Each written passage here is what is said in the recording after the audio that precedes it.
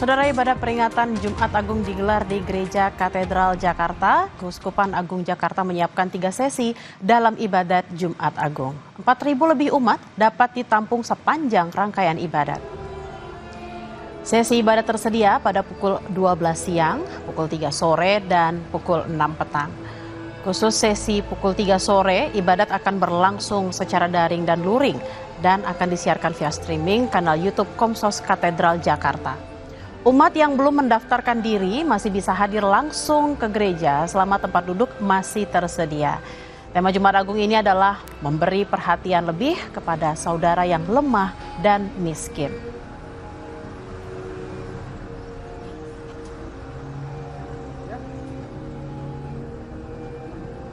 Itu mengacu kepada arah dasar Keuskupan Agung Jakarta. Nah, ini merupakan tahun keempat dari arah dasar Keuskupan Agung Jakarta, maka jatuh pada tema di mana kita memberikan perhatian lebih kepada saudari-saudara yang lemah dan miskin. Kita bisa menyediakan sekitar 4.600 kursi. Nah, itu terdiri dari di dalam gereja hampir 700, kemudian Geraha Pemuda kita sudah menggunakan aktif di lantai 1 dan 4. Itu adalah jumlah 850. Kemudian di luar ini kita seperti biasa memasang tenda dan menambah kapasitas 2.500. Dan di Plaza Maria ada 500, jadi sekitar 4.600. Kami harapkan ini juga menambah kenyamanan bagi umat, apalagi kita didukung penuh oleh Masjid Istiqlal. Sementara itu, saudara, ibadah peringatan Jumat Agung juga digelar di GPIB Immanuel Jakarta. Ibadah Jumat Agung di GPIB Immanuel berlangsung sebanyak 4 kali, mulai dari pukul 6 dan 9 pagi, pukul 4 sore dan 6 sore waktu Indonesia bagian Barat. Ibadah pukul 4 sore berlangsung menggunakan bahasa Inggris dan sisanya menggunakan bahasa Indonesia. Selain itu juga, saudara, sakramen perjamuan di gereja ini dilakukan di sebuah meja panjang beralaskan kain putih. Jemaat secara bergantian akan duduk di meja panjang tersebut untuk menerima sakramen perjamuan.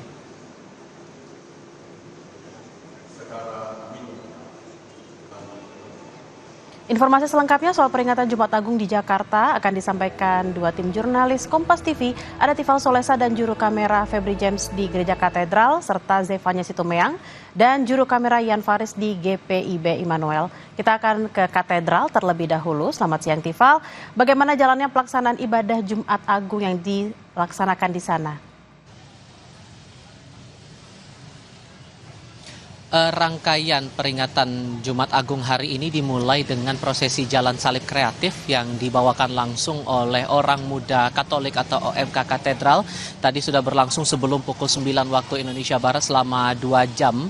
Tadi baik itu dari pemeran maupun juga dari tim musik orkestranya pun juga dibawakan langsung dari OMK Katedral dengan mengangkat tema Mater Purisima atau Ibu yang Suci. Dalam prosesi jalan salib kali ini, tim OMK Katedral coba menunjukkan ataupun juga menggambarkan penderitaan Yesus dari perspektif yang berbeda, dari perspektif Bunda Maria. Dan tadi setelah prosesi jalan salib, baik dari pemeran, kemudian pastor rekan dari Keuskupan Agung Jakarta maupun juga sutradara menggarap prosesi ini menceritakan beberapa proses, terutama saat prosesi latihan ini sudah berlangsung bahkan sejak November tahun 2024 lalu, dan dilakukan latihan-latihan sedemikian rupa sampai pada akhirnya prosesi jalan salib ini ditampilkan langsung di hadapan umat di Gereja Katedral Jakarta sebagai bagian awal dari rangkaian peringatan Jumat Agung yang berlangsung pada hari ini.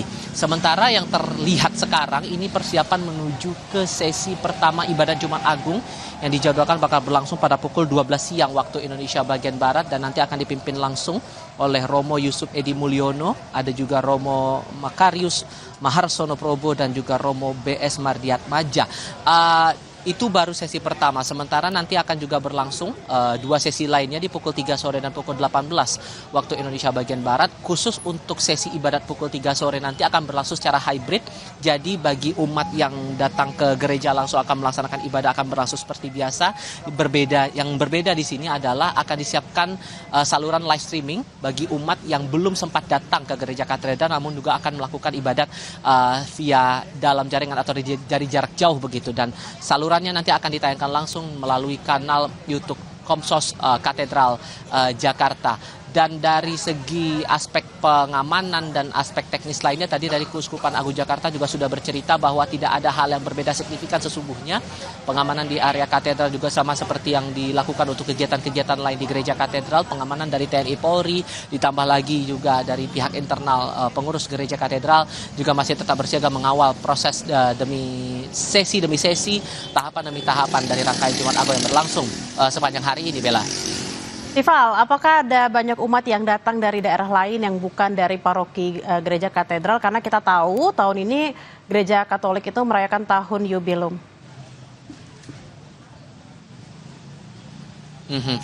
Beberapa tadi saya temui datang dari luar Jakarta, dan ini juga yang sudah diingatkan sesungguhnya dari pihak Keuskupan Agung Jakarta bahwa bagi umat yang akan melakukan ibadah di sini disarankan untuk mendaftar atau registrasi terlebih dahulu, baru kemudian datang ke gereja. Namun tadi saat saya konfirmasi kepada Humas Keuskupan Agung Jakarta, tadi telah diterangkan bahwa sebetulnya bagi mereka atau bagi umat yang belum sempat mendaftarkan diri namun ingin tetap hadir ke gereja, ini masih bisa mendapatkan ruang selama tempat duduk masih tersedia. Sejauh ini untuk area gereja katedral, baik di dalam gereja maupun area di sekitarnya, ini bisa menampung sampai 4.600 umat. Kalau dirincikan tadi dari Keuskupan Agung Jakarta, rincinya ada 660-an kursi untuk umat di dalam gereja.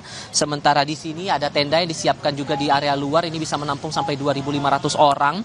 Ada juga di Plaza Maria dan Gua Maria sebanyak 500 orang, ditambah juga di Geraha Pemuda lantai 1 dan 4 sebanyak 850 orang. Nah, khusus bagi umat yang belum meregistrasi diri jauh hari sebelum peringatan Jumat Agung hari ini, mereka akan mendapatkan pos tempat duduk di area tenda maupun juga di Geraha Pemuda, baik itu di lantai 1 maupun juga lantai 4. Menyangkut tema dari peringatan Jumat Agung hari ini disesuaikan lagi dengan arah dasar pastoral atau ARDAS dari Keuskupan Agung Jakarta dari tahun 2022 sampai 2026, dan tahun ini diangkat tema kepedulian lebih kepada saudara yang lemah dan miskin.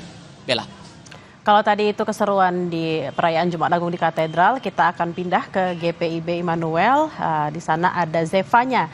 Zevanya, apa tema khotbah di peringatan Jumat Agung hari ini di Gereja Immanuel?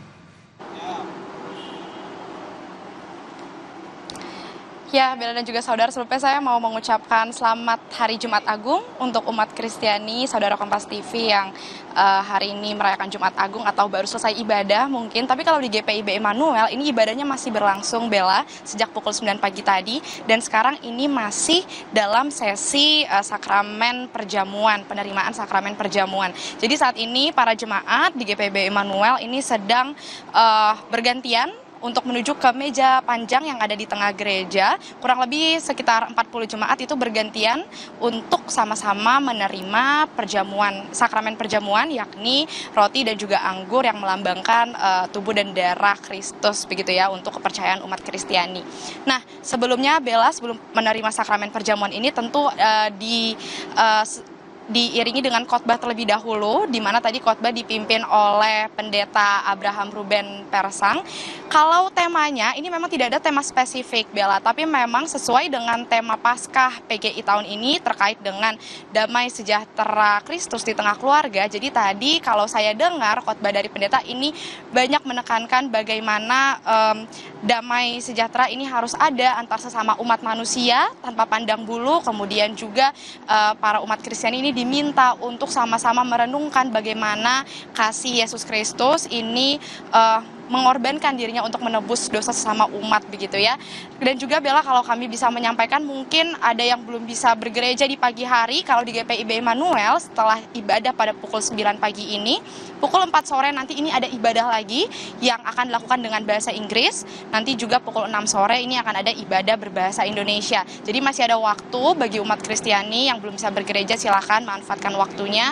Kemudian juga Bella, kalau kami bisa melihat bagaimana tadi suasana di gereja GPIB Immanuel ini, memang terlihat rata-rata jemaat ini berdatangan bersama dengan keluarganya, dan rata-rata ini memakai baju warna gelap seperti yang saya gunakan saat ini, menggunakan baju warna hitam rata-rata ya, karena balik lagi tadi diminta para umat atau jemaat ini merenungkan, menghayati bagaimana pengorbanan yang dilakukan Yesus Kristus untuk umatnya begitu ya.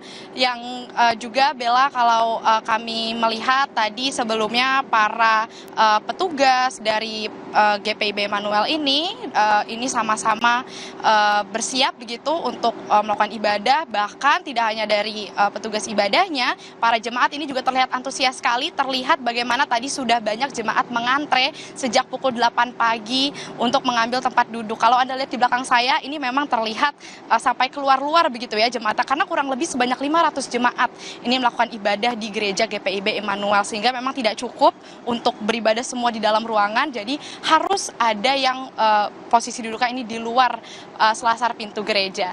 Demikian, Bella.